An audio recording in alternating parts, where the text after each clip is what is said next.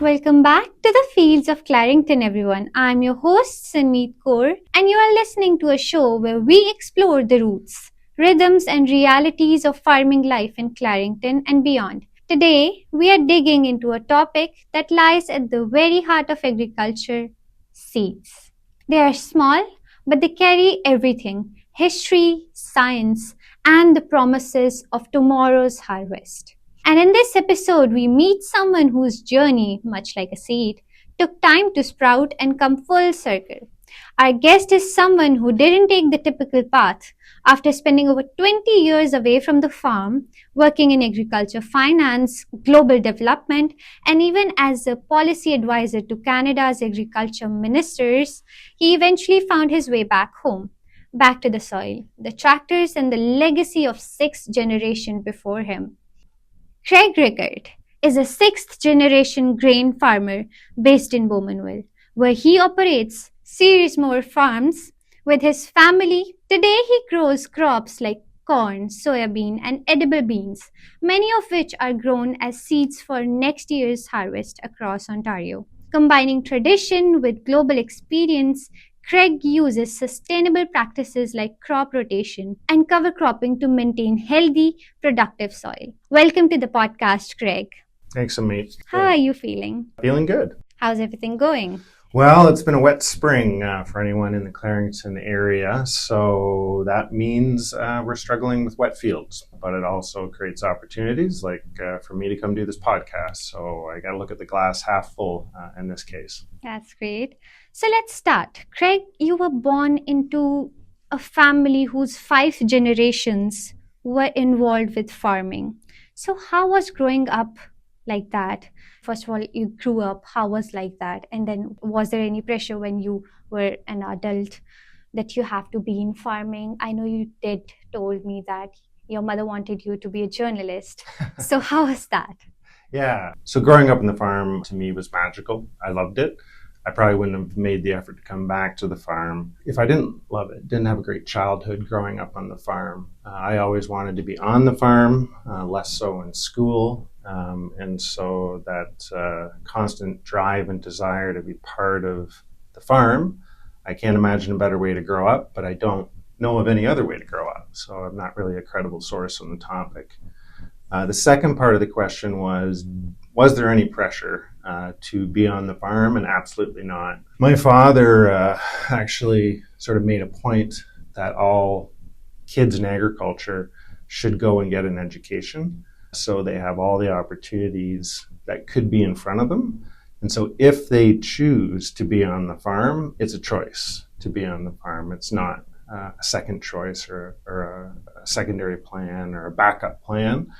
So no, and my uncle and father and family were very good to keep the farm moving in those 20 plus years where I was gone doing other jobs. Now, those other jobs were always in agriculture, so that is unequivocally where my passion has always been, whether it's agriculture finance or marketing or government relations or international development, like you touched on. My whole career has been in agriculture. It's just been in different parts of agriculture. That's great to know. And what led you away from it? Is it just that, as you said, your father said kids from agriculture background should get further education? So was it that, or it was just that you wanted to do something out of farms and fields? Yeah. You loved it? Well, it's a number of factors, right, that lead to all the decisions we make. But in this case, I graduated from the University of Guelph. I went and worked for the bank as a commercial lender for 2 or 3 years. I came home to farm, but that was 2000, 2001, and the agriculture industry was quite depressed at the time. So the short story is the farm was losing money, and I was the new addition to the farm. And so I was the easiest one to leave the farm at the time. So the short answer is the farm couldn't afford me when I first came home in 2000. But everything happens for a reason. And from there, I went on to have what I think was a wonderful opportunity in different parts of agriculture. So you could say I was sort of forced off the farm, but it couldn't have worked out better. And here I am back like a boomerang 25 years later. But that's That's how life goes, right? You Sure. tried getting back, but everything right. has the right time. So this was your right time. Yeah. You spend over, as we said, 20 years or more working off farms, some really impactful areas where you worked, as we talked about. Can you walk us through some of those roles and what you took away from them? Yeah, I don't know how much time you have, but I'll talk. So the first one was working in commercial finance, which I just touched on. So commercial ag lender, and again, those were during very tight times in agriculture. So that taught me the discipline of financial management and always looking at the numbers before making any steps forward in agriculture or in life, for that matter. The next significant off-farm job was working in Ottawa as a policy advisor to a couple of subsequent ministers of agriculture. And that went big picture. So I initially went in as a plant breeding, seed genetics advisor, ethanol advisor, renewable fuels. But the portfolio expanded quickly where you were involved in all facets of agriculture. So the financial background in agriculture helped serve that well, because it didn't matter if you were sitting in front of a chicken farmer or a beef farmer or a grain farmer, you had some baseline understanding of how these businesses worked before you had to engage with them as a government representative. So that was the second stop. And then I went to Winnipeg and I worked for the seed industry as part of a consulting group. I went there for one contract, finished that contract in 8 months, and then continued my journey westward to Calgary. In Calgary, I worked in the fertilizer business as a government relations person for a huge company called Agrium, which is now a bigger company called Nutrien. And then I went from there to Washington, D.C., and I worked for a place called CropLife International in the plant biotechnology group. My role was largely responsive to emerging markets initially. And so I did that for about 8 years. And then I moved into a leadership role at CropLife International, leading the plant biotechnology network globally. And so that ran its course, and the opportunity or the need for me to come home, I think, became more prevalent. So then I moved home during the height of COVID with an infant to be back on the farm. And realizing probably a lifelong passion. Whenever I was traveling or doing any of those other jobs, being on the farm was always what I would daydream about when in a plane or on a long drive or whatever I was doing. So it was always, I tell people that when I moved here, I had clothes for over 20 years of my life. And that would be because, my frugal farmer background would have me wear a shirt for work, like a button-down dress shirt. And instead of throwing it out, I would say, but someday that'll be good on the farm because it'll cover my arms and I won't get a sunburn. And so I would store these clothes in closet, which became closets, and I would take them with me from Alberta to Washington, D.C., back here eventually. And it drove my wife bonkers because I had more clothes set aside for maybe one day farming than I actually did for the life that I was living. So, of course, I moved home, threw out most of those clothes, and started again. But that's just a little story to talk about how the singular focus of someday you will be back on the farm. And so always having that as part of the preparation and mindset. You said you can talk for a long time. I'm still waiting to listen more because this is so inspiring and an impactful story of how a person worked for such big companies, such big people. He himself is a big, great guy. And still, your one dream was one day, I want to come back to the farms. And you are here. Maybe the clothes that you took aside for the work didn't work out, or you throw them out because you didn't wanted them anymore. But this just whole idea of I want to go back one time worked out for you. So just manifesting that you want to do that thing, even if you don't see the thing happening in a long time, but just the thought and the manifestation alone got you back to the farms, I would say. Right? Yeah, no, I think you've captured that really well. And what is one takeaway from all those jobs that you have right now? Yeah, with you? I don't know. One theme, I guess, that would be consistent between all of those jobs is nothing replaces hard work. So if you can work hard, you can probably work hard and be persistent. You can probably overcome most challenges that you're faced with. It's not like I was a rock star in school, a very average student, but I think anybody that knows me would say that guy is persistent and he has a work ethic. And so you put those two together with some common Canadian kind values, will get you a long ways. So it didn't matter if I was in finance or government relations or international development. As long as you showed up, you worked hard, you brought that Canadian caring attitude to the people that you worked with, you're probably going to be successful. So that, to me, it's probably the story I want to hear too, because I want to believe if you work hard and you're a kind person, you're going to succeed. That's a great thought, and I hope everybody has those kinds of thoughts in their mind. You have worked nationally and internationally both. How has that experience shaped the way you think of farm today, or your experience of farm? Yeah, I think it would have to be probably more of a generality in how it shaped the experience. And again, the theme that would carry through is curiosity. And so curiosity combined with a work ethic to follow up with it. So in those jobs, it didn't matter where I was working in the world, the people who were curious found solutions. And so that mindset of curiosity on the farm, I believe, leads to solutions. And you have to be persistent with these things. So on our farm, we're always testing new varieties, new technologies, new ways of doing things, and backing it up with data. So that's one big change that's happened probably in grain farming in the last 20 years is the availability of accurate data to see you tried this practice, did it in fact pay off? Did it result in improved yield or higher quality crops? So that curiosity and then the persistence to follow through with it. And as far as the international perspective, farmers, myself included, are often hyper-focused on what they can see, right? That's one of the great pitfalls of farming is you live in your job, right? You look out the window and those fields are work. So it's hard to get away from that.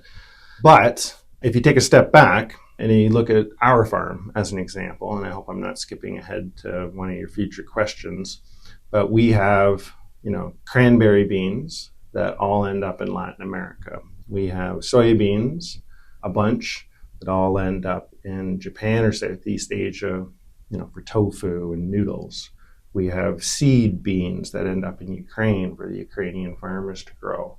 So we are, from a marketing perspective, unintentionally, remarkably international, despite growing very local. Some of the other crops we grow stay in Ontario, but that, little farm in Bowmanville, crops go all over the world. And so that's sort of an international perspective that I think we have to keep in mind as farmers, that we are a part of this global community.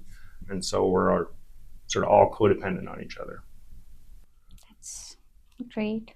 So you spent 20 years outside learning what's there out and realizing what was there in the fields. What was that moment or the turning point where you realized, now this is the time where you want to go back? Mm-hmm. And this is now because you manifested one day I will go back, and you have all those shirts lined up that you will wear. So what was that moment where you realized, now this is it, I want to go back? Okay. Yeah, hard to put a finger on that. But there was a few big events that were happening that I think pushed me that way. So in my previous job, I traveled all the time. I was probably gone overseas 6 months of the year. So I was married, and we had our first child coming. And so there I was, traveling all the time, infant. I knew that was not sustainable, right? I didn't want to be away with a baby at home. So that was a macro driver to say, okay, now is probably the time to go home. COVID hit. So it was, the world sort of stopped and got crazy. And the thought of, okay, being home on the farm, that's something that gives me some peace and comfort. And then, ironically, it was social media. I was watching a farm YouTube video, and the guy was talking about his farm and what he's doing, and I was just so engulfed and hanging on every word that he was saying. And I just thought, okay, what am I doing here in Washington, D.C., working in my whatever corner office and watching the world go by? It's time, right? It's time to go home and actually start doing what you've been thinking about your whole life. So those are sort of the three things that came together: child, COVID, and a YouTube video. And one more thing, which is the biggest underlining factor, is your passion for farming, that you always went back to farming. So you had a child and you were like, what am I doing? I want to stay with my kid and still work. Mm-hmm. So you thought of farming because you had the passion to do it, right? And then what was the second thing? COVID? Yeah, COVID changed the world, yeah. Exactly, COVID. And again, you went back to farming because that's your passion. So underlining with those three factors, it was your passion for farming that took you back. There wasn't a major turn point where you were like, okay, now I'm done. No, it was the build up of years and these major three factors and your passion that took you back, right?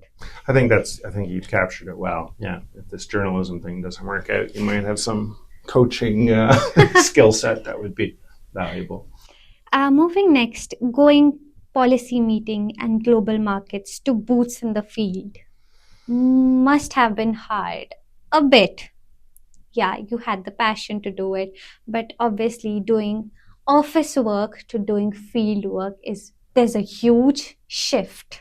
How was the transition? Was it hard? Was it easy? Or you were fine with the transition? Yeah, all transitions have challenges, but in the work environment that I was in, or you're in, or everyone that's listening to this, there's always challenges, right? And so you have to overcome those challenges. I'm fortunate in that, again, my uncle and father are great mentors and coaches. And this is where the hard work and persistence wins the day, again, because if you stay with it and you're committed to it, you're going to learn and you're going to figure things out. So I'm active with the Grain Farmers of Ontario. And one of the things that sort of emerged is I was probably the oldest rookie farmer in Ontario as far as grain farming goes, because I didn't start until I was 45. But I had the enthusiasm of probably a 25-year-old because I was still new to it. I still am new to it. So yes, the transition was challenging, but everything I've done in my life has had challenges. And so this was a challenge. I was committed and cared about making it work. And if you have to pinpoint few challenges where you struggled a bit to find solution, what were those? Like, was it, let's say, using a tool, or maybe just finding out what's the right amount of fertilizer that you need to use, something like those? Yeah, no, exactly. I think you've hit it on. Is how does this piece of equipment work? How do I fix it when it's not working? That's a recurring challenge, but it's a challenge I embrace. The agronomic side is huge, right? So there's like a million things that play in the field, right? It's a living environment. So how do we do the least damage to the crop, but facilitate healthy soils, strong environment, and facilitate that crop through protecting it from pests, feeding it with the nutrients that it needs, and just working with all the variables that are at play in that biological environment to raise a crop. And the weather is probably something that stresses me out the most, as I took on the spraying program, or part of the spraying program, when I moved home. And holy moly, like the weather you have to watch, like you're up several times at night, or I am. Most people probably are not as worried about it as me, but like, what's the wind like? What's the humidity like? Where's the temperature going? This chemical only works if it's above 8 Celsius, but doesn't work if it's above 23 Celsius. So how do I hit that window? And it has to be in that window over 3 days, but it can't be windy and it can't be too humid, blah, blah, blah. And it's just, how do you find that window? And then wait a minute, the field's wet or the equipment isn't working. So there's all these variables you have to jam together to make work for it to work well. Right? And that's the goal. Sounds really stressful job to me, honestly. I probably check the weather 20, 30 times a day. A day? A day, Oh my goodness. constantly. Yeah. I think you really need some stress relieving vitamins to stay stress free. Okay, so what's something you brought back to the farms apart from that one idea that if you have passion and you have the curiosity, you can do it. Apart from those two ideas, what's something you brought back to the farm? Yeah, I think it's building on the curiosity again. And so what that enabled is you're paying more attention, than I had historically, which was a very low bar, but I dove into corn varieties, for example, and which varieties would work best with our soils and our crop rotation, et cetera, and push the limit on what corn varieties we could grow in our area, what herbicides work most effectively, most economically. And these are things that my dad and uncle had always done, and it was just new to me, and so it was a fresh set of eyes and a fresh set of energy that brought to it. And so those are a couple of examples of not necessarily things I brought to the farm, but things that had a renewed focus and energy probably. That's nice. And do you think your path of leaving the farm and then returning is becoming more common in agriculture today? Or is it just that it's like one of the few cases that ever happens where a person had a good career but still comes back? Yeah, I do think it's an anomaly where people return to a commercial farm to work all the time in their mid-40s like me.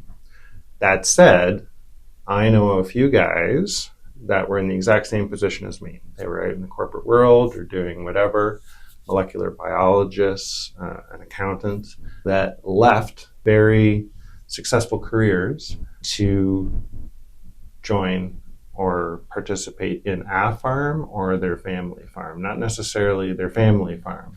And so, while it is definitely not common, it's more the trend, I think, for people to leave the farm in their youth and not return. With, agriculture at the producer level, I think it's becoming pretty appealing. Yes, it's still long hours and it's still hard work, but there is this international component that's interesting. There's technology, of course, which always gets youth involved. And one of the stories I tell is when I graduated way back, and this is really just to capture the opportunity that there is in agriculture. When I graduated in 99, before Christmas in 1998, every student in my class had a good job in agriculture. So 4 months before they graduated, every student had a good job. Now that may be more common today, but at the time, Canada was in a recession. Kids were not getting jobs out of school. And so this program, this little halo program at the University of Guelph, everyone had a job. They were good jobs. And so the opportunities in agriculture are phenomenal, right? So I've worked in finance, I've worked in marketing, I've worked in government, I've worked in international development. You can work anywhere in the world in anything that you want to do, any career path, again, whether it's finance or marketing or legal, in agriculture. And there's always a shortage of competent people in this space. So I guess that's one of the messages that I try to communicate is if you want a great career and can do anything in journalism or otherwise, agriculture is the ticket, right? Because the whole world eats. It's like 30% of the GDP globally. It's kind of a big deal, and it's not all on the farm. And I'm an example of that. I didn't get to the farm until I was in my mid-40s, and that was persistence on my part, right? There's still a world out there that I could have participated in. And you said it right, that agriculture is a huge industry because I come from a country where agriculture is the backbone, India. Mm-hmm. So even if you don't want to be on farm, but there is a huge variety of things that you can do apart from just doing the farming. Oh, yes, absolutely. Yeah, there is no limit to it, in fact. If someone listening today was considering returning to a family farm or starting one from scratches, what would you want them to know? Yeah, so the bottom line is if you're willing to work and you care, you can do anything you want in agriculture. The other thing I would say, and my opinion, of course, is subject to bias, and that is the agriculture community is very supportive, right? They want to help each other. If you talk to a farmer, they're going to go out of their way to help you. I I know you've talked to a few different people in this podcast, and every one of them that you've mentioned, or at least the ones I know, would go out of their way to help you and encourage you and find a spot for you. So it's not going to be the most profitable career path, but I would argue it could be the most rewarding. And just to touch on the point that they will go out of their way to help you, which I haven't mentioned before in this podcast, two of my interviewees, the podcast will be out before yours. It is Brenda Metcalf and Marianne. Both of them went out of their way because for Marianne's episode, we did the recording. The recording went well. I checked it. I went home and I was trying to send everything to my laptop. It wasn't going. It took me a week to realize that the recording wasn't there because it was playing, but there was nothing. It was totally blank. So I had to reschedule a 1.5 hour long interview again. And she was more than happy to do it. Well, she probably did it better the second time. Yeah. Exactly. And then for Brenda, well, that was on me. That was a mistake on my part that I didn't check my mics before leaving the house. I thought they were charged because I did put them to charging, but they didn't charge. I don't know what happened. My mistake, I would say. I didn't check them. I went there. We started the interview. The mics went off. Oh, no. So we waited for at least half an hour to see if they can charge a bit, but I realized this will take hours to charge. So I went home. We rescheduled. She gave me another date. So just an example, as you said, they'll go out of their way to help. This is how they helped me. Yeah, no, both wonderful ladies you mentioned there.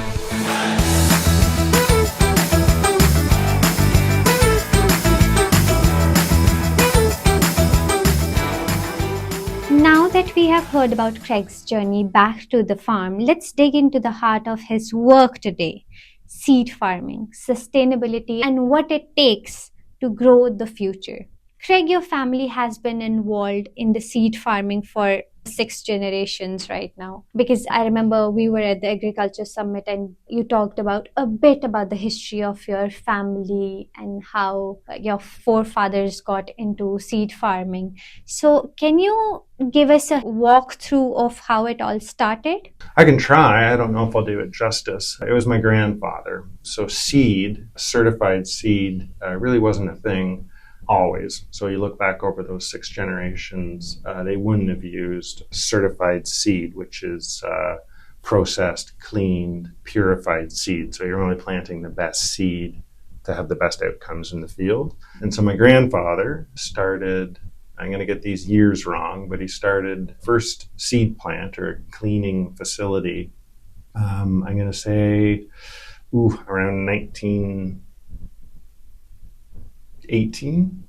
maybe. And he ran that for 10 years. And then there was a demand in the community for high quality seed because farmers were seeing the benefit of improved seed. And then he built a real seed cleaning facility, which still is standing on number 2 highway between Bowmanville and Newcastle, sort of a throwback. And it still functions. We can still use it as it was built in 1938. So I am, in fact, the 3rd generation growing seed. But we have significantly scaled back our seed production, and that's for a number of geopolitical, global, legitimate reasons. So we used to grow seed for everything except corn, and now we're just back to really 2 crops of the 6 we grow for seed. And so we're less of a seed farm than we used to be, but that's certainly our lineage and where we came from. But we have diversified into some of these dry beans, kidney beans, cranberry beans, which is a different avenue, but again, responding to a need and an opportunity, most importantly. And over the years, what are some of the most significant changes you have observed in seed farming, whether it's practices, some of the standards both on your farm and off the farm? Yeah, again, it's probably enabled by technology, right? So just the consistency that technology allows us and the speed at which new varieties can be developed. So genetic engineering is a big part of that. You know, the country you come from has benefited tremendously, as an example, from genetically modified seeds, which I know is controversial in some parts of the world. But the farming community there isn't a lot of controversy over that, right? They see the benefit and they have the option, they have the choice whether this is a technology they want to employ. So I guess a few things. There's the mechanical side of it, and that is, we have planters or seeders now that will plant a seed every 6 inches, 2 inches deep at a remarkable speed. And so that kind of consistency grows better crops. So that's the mechanical, the John Deere sort of improvements. And then there's the seed genetics, and that's just that, the labs, part of all of those other jobs that we touched on in agriculture, improving the genetics and the screening and the seed that gets in farmers' hands.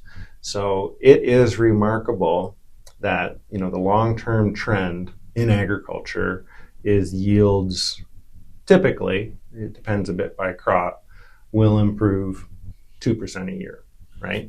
And so how is it crops are always yielding 2% more year in, year out? And, part of that's mechanical, part of that's genetics, and part of that's sort of this bigger agronomic package, which includes crop nutrition and crop protection. But it's just this continually evolving and improving technology input into agriculture. That's probably I would say it's the biggest change, but it's certainly the most consistent over the years. And one thing to touch on there is Restall. I have heard and a bit I know about them. The thing that I'm hearing at the first time, genetically modified seeds. I have heard about mix something, I forgot the last word. I had this conversation with Kirk. Oh, yeah. Okay. About how they grow various apples, like different types of apples, their variety, how they get new varieties. So that was something I forgot. I forgot the term. Let's leave it because I'm trying to grafting maybe. No, it's crossbreeding. Crossbreeding. Yes. Crossbreeding. Yeah. So crossbreeding. And here it is genetically modified because for animals, I don't know. I do know what crossbreeding means, but didn't knew what it meant for apples. So got to know there. Here it's genetically modified seeds. So is it like genetics of the seeds is modified? Well, that's what the name means, but how is it done? Yeah, so that's using molecular biology and other tools. Again, to put it in perspective, how advanced some of the science is. But if we take India as an example, cotton was sort of the cash crop, or what paid for kids to go to school, bought the groceries in rural India. Major significant crop, if not one of the most important non-food crops in India. However, there was devastating pests there, insects that decimated the crop, ate the crop. And so through molecular biology and genetic engineering, India adopted genetically modified cotton where it was resistant to those insects. So the insect would come to the cotton plant and it would almost be like they were allergic to it, and they'd fly away and go eat something else. And so the cotton production went from dismal to one of the world-leading cotton-producing countries, if not the world-leading cotton-producing country in a decade, right? And so that's an improvement to the seed with environmental benefits, right? Because you're not spraying insecticides or anything anymore, or as much as you would have previously. But more importantly, your yield's up, your quality's up. So that's just an example, back to the place you came from, where the benefits have been quantified and tremendous for the country, but for the farming community. And you said it's a bit controversial. Why is it so? I think that's probably some of it, right? It's a resistance to change, probably is part of it. Part of it has nothing to do with the technology, I would argue, but probably where the technology came from. So if you were to ask a random sample of cotton producers in India, do you like the technology? Do you like BT cotton, which meant it was resistant to insects? They would all say, I love the cotton, love the technology, helped me tremendously on the farm. If you said, do you like the company that you bought the seed from? They'd probably say, well, not as much. No, not a big fan of the company, but the technology is great. But I don't really like where it's coming from. So that's probably That's Craig's opinion. There's some technologies that people don't like, and then there's some other reasons why they don't like things, some companies they don't like. And so this is an example of they like the technology, but they don't like the company. Now I understand the controversy. Yeah. So seed farming demands a high level of quality control. What are the key steps you take today to ensure your seed crop meets industry standards? Yeah, it's diligence, and it's just sort of slow, painstaking work. So you just have to be thorough, and you have to be clean, and you have to double and triple check every step of a process, and you have to document it, capture it. And then, of course, the seed is tested at every stage to ensure that purity. So it's just work. It's not rocket science, but it is note-taking, it is paying attention, and it's more work. So that's sort of what growing seed is all about. So how does managing a seed farm different than growing crops for direct consumption in terms of planning, harvesting, and post-harvesting handling? So the agronomic considerations of how to grow it are largely the same. Where the additional management comes in is in handling. And so that is, we're planting soybeans right now, or when it dries out. So it's not just you plant soybeans, but rather you have to make sure that your seeder is clean before you plant those soybeans. You have to make sure the fertilizer that you apply is also clean or free of foreign seeds. When you harvest it, before you harvest it, you have to painstakingly clean your harvest equipment between each crop. And you have to have dedicated storage just for that variety. So it's the purity.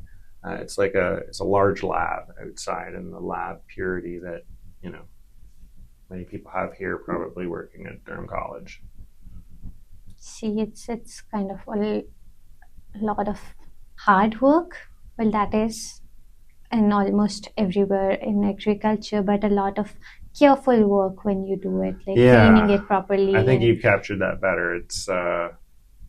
It's pretty boring and monotonous, a lot of it, right? Like it's cleaning. You just have to clean and segregate and separate and make sure again. Nothing gets mixed up. Yeah, you gotta have records, right, to keep it straight. So, but again, our farm is gravitated for a number of reasons away from the seed producing farm we once were. But the principle still holds on those crops that we do produce for seed. And crop rotation, cover cropping are essential for soil health, because soil health is what is the top priority here. Can you explain how you apply these practices to maintain productivity across different seed crops, or in general your regular crops that we have? Yeah. Soil health is it's very important to farmers, right? No one relies or cares more on the land than the farmer. So it's in the farmer's best interest to look after that soil. But there's a lot of benefits to it, right? Because the different crop protection products that you would use on a wheat field versus a soybean field versus a cranberry field versus a corn field, they're all different. And so by rotating your crops, you're taking advantage of a broader spectrum of technologies to control your pests. And when you rotate your crops, there are yield benefits. And that's sort of the idea with the cover crop too, is you put, for example, we'll do some clover on wheat ground this year, and the benefit of that clover to the wheat crop is nil. It might even have a slightly negative impact on the wheat crop, but it's a longer term strategy, right? It improves soil health. We expect to see a benefit the following year when the corn is grown there.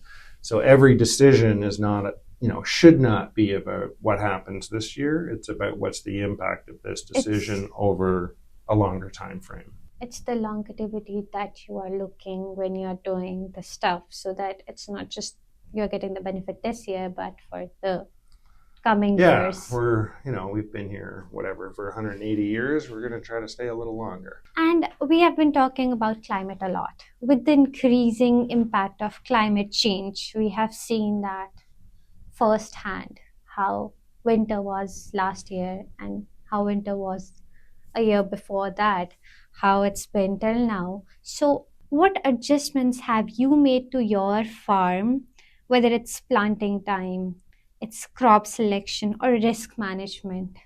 Yeah, I think always just being prepared and ready to go when the conditions present themselves is probably the greatest thing we can do for climate. Although I think it's an old saying in agriculture that the next season we have that's a normal season will be the first one, because every season's different. There's always lots of variations.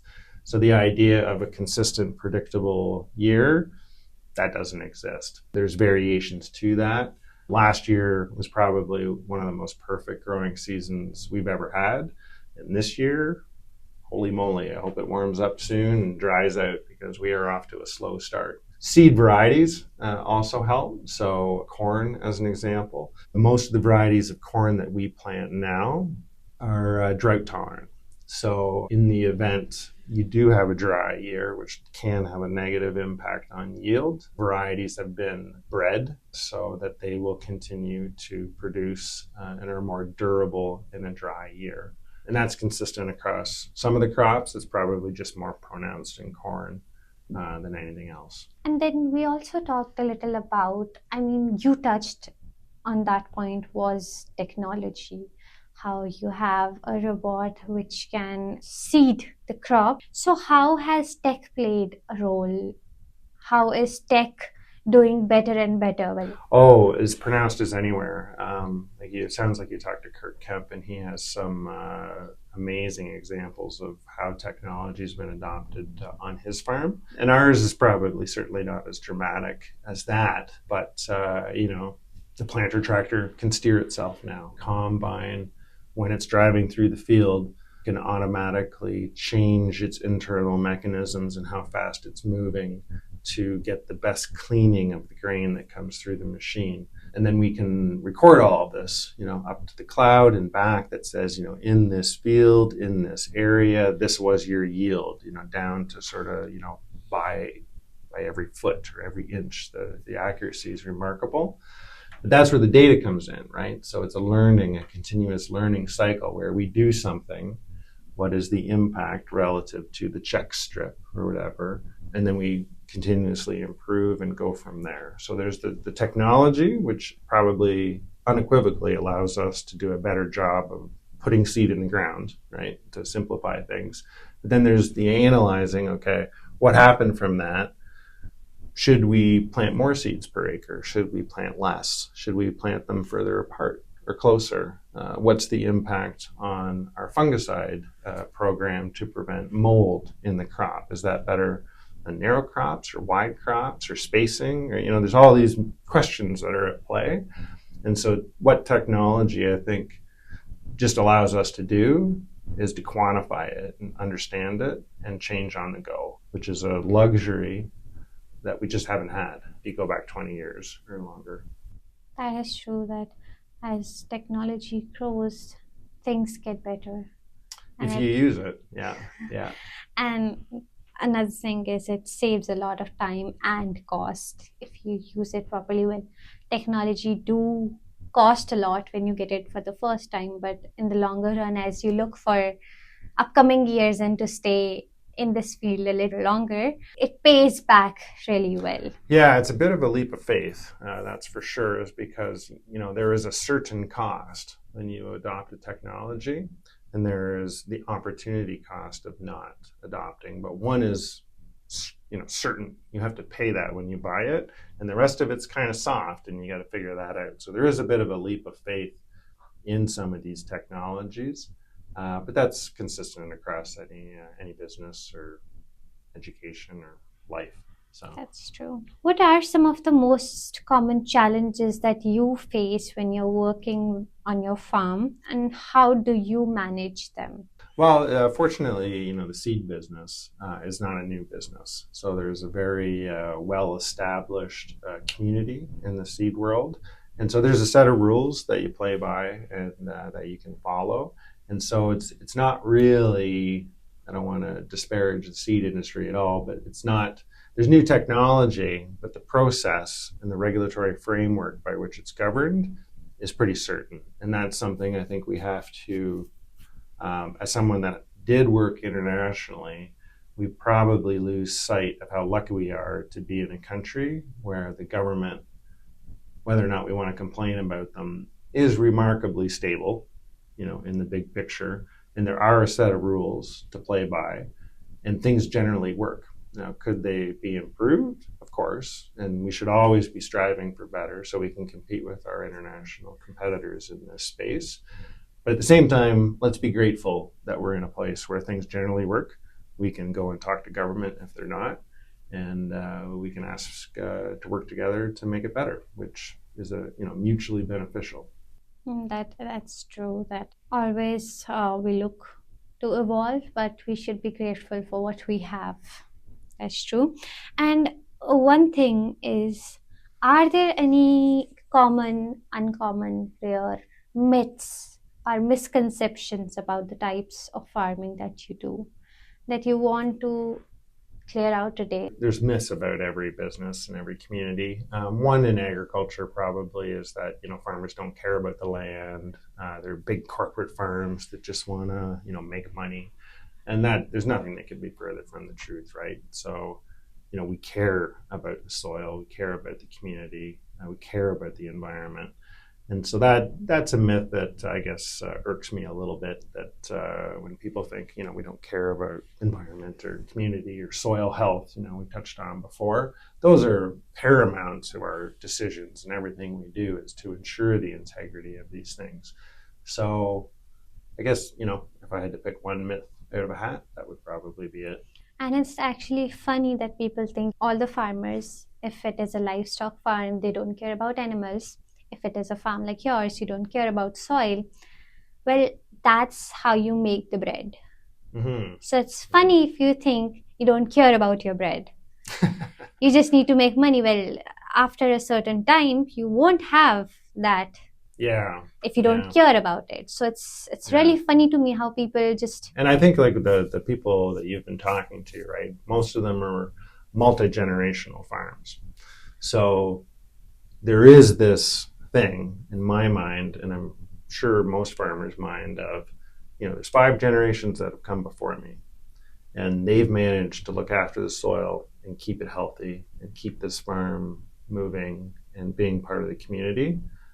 I'm not going to be the one that lets that fall apart, right? Like I'm going to do everything I can to keep it strong, keep it healthy, and maybe present an opportunity for someone from the 7th generation to be part of it. And pass it on, definitely. And just to wrap this segment up, one last question. Looking ahead, what do you see as the biggest opportunities or shifts coming to seed farming, crop farming, like yours in Ontario, in Journal, or in Canada? Yeah, big question. Well, Ontario is a big growing place, right? And it imports a lot of food and a lot of crops. So, despite Ontario growing all kinds of corn and soybeans and wheat, we're still a net importer of these things, right? So this, along with, the diversity and the beautiful part of Ontario that is, it's sort of a collection of the whole world, right? Like if you walk downtown Toronto and you didn't know you were in Toronto, you'd have no idea what city you're in, right? Based upon looking at the faces walking in the streets.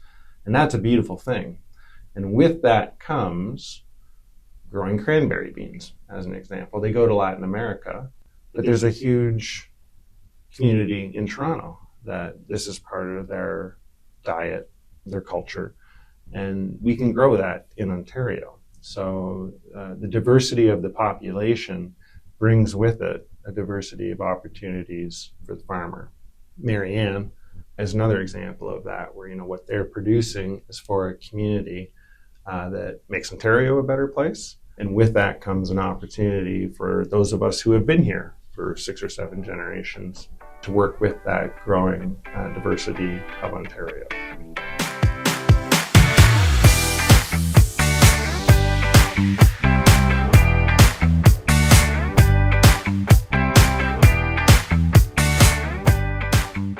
Now that we have dug into your history, your family history, your farming history, and the seeding history, it's time to shift the focus of this podcast to a little lighter section, to our fun segment where I will ask you, there will be a series of rounds and I'll ask you some questions and you just have to answer them. Nothing much. So the first round that we have is the Field of Fame.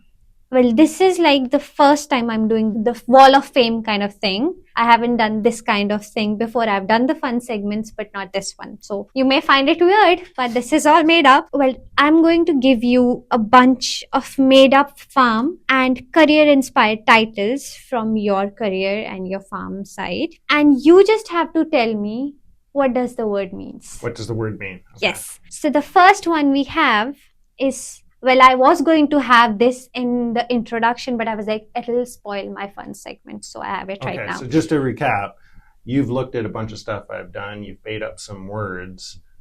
Based on some of that, you're going to say a word, and I'm going to give you my interpretation of what that means. So it's like a combination of a farm. Yes, I will tell you if you are wrong or right. So it's like your farm work and your career work, and a word that combines both of those words. So the first one is soy wiser. Well, that's the easiest one. Soya wiser. Soy wiser. Okay, probably something to do with soybeans and smart or wise. Advisor. You were right. You're almost it. So it's soya bean and advisor, and someone who soya advisor. Okay, yeah, okay, that makes sense. Someone who gives advices on soybeans. I see. So the other one is Granic. Thinking of what I've done and what that could be. I'm stumped. You're right. The first one was a little easier. It's even the first word, all the words that I have made up. Yeah. The one that is from the farm is much easier to guess than the one. So is the farm always first? Yes. Okay. Most of the times it's the farm first. And it's Granic.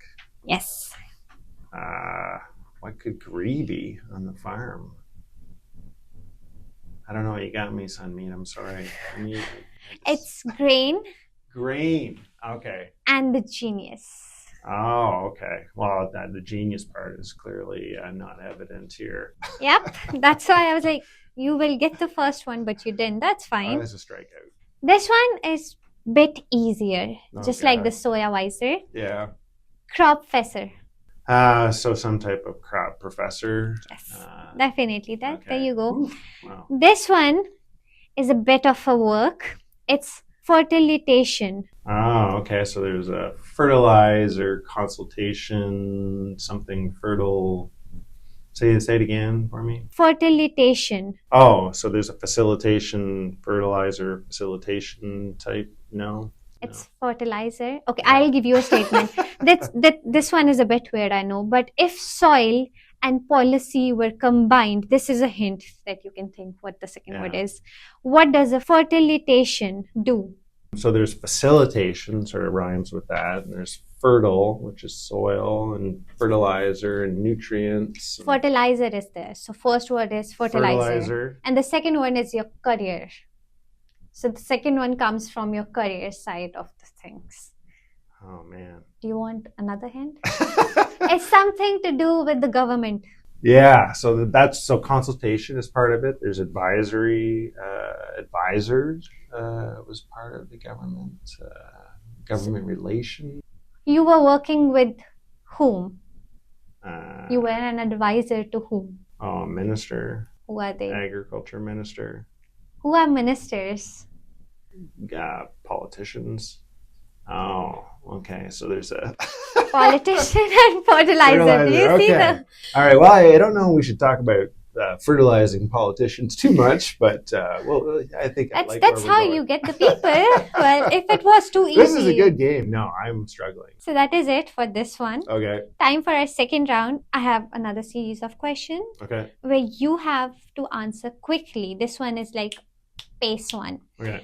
By saying, I'll ask you questions and you have to say whether you would cede it, which means you support it, or you would like to do something like that, or leave it, which means not a fan of this thing, won't try it.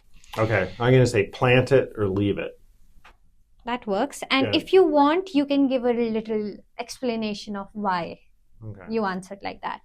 So first is vertical farming on grain farm. Seed it, plant it, or leave it? Leave it at this point. Yeah, it's not to scale. Okay. And then AI-driven tractors. Plant it or leave it? Plant it cautiously. Planting by moon phase. Leave it or plant it? Plant it, because there's usually a frost when it's a full moon, so we're going to pay some attention to the moon. And then edible beans, ice cream. Plant it or leave it? Absolutely plant it. If people want to eat ice cream beans, let's go. Yeah, another market. Podcast as the new agriculture journal.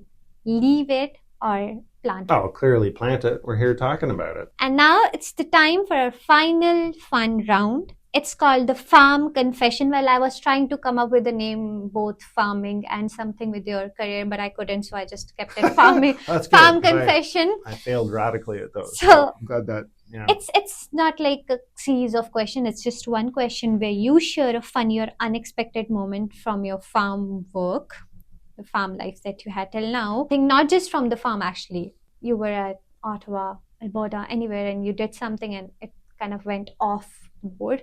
Something, any funny moment. Yeah, well, there's we want to talk about mistakes Craig's made. That's a long list. But I think I was working with a group across Africa in my job in Washington that was based out of Washington, D.C. And I was the new guy. And so it was my job to come in and work with our community across Africa, which at the time was 19 countries, and try to coordinate them, try to make them all work together to benefit from the different genetics and seed varieties that existed across Africa, right? Because some places had better crops than others, so let's try to share those across borders. So I came in there with my, Western mindset of, we're going to have a meeting, and the meeting's going to start at 9 a.m., right? And so there I was at 8 or 8:30 before the meeting started, and I was ready to shake hands and meet the new team and get to work. However, I think it was a Saturday that this meeting was on, and they just didn't, culturally here or there, people don't always work on Saturdays, right? So this was different, that the meeting was starting at 9 a.m. on a Saturday. So that didn't permeate the group that was there. So I was there at 9 and no one was there. I was all alone. Right? And these are my colleagues. These are people I was going to work with for the next 15 years. And at 9:30, no one's there. So I'm calling some people saying, am I in the wrong room? What's happening? And then it's 10 and 10:30. And then some people started to come in. Right. And so one of the gentlemen who I'm very fond of, Daniel, took me aside after and he said, listen, Craig, you say 9 o'clock, but on a weekend in this part of Africa, that means maybe 10:30. So there I was, the new keen guy, okay, let's get going. It's 9 o'clock. And I was all alone. And I had to be more sensitive to the reality that we're going to get started at a more reasonable time and we're going to work later. We worked well past the 5 p.m. deadline of the meeting, but just sort of that recurring cultural sensitivity that I had to develop and be patient with in that role. And that was consistent all over the world. So it makes sense. 2 hours you were all alone in a meeting room waiting for people to show up. Am I in the wrong place?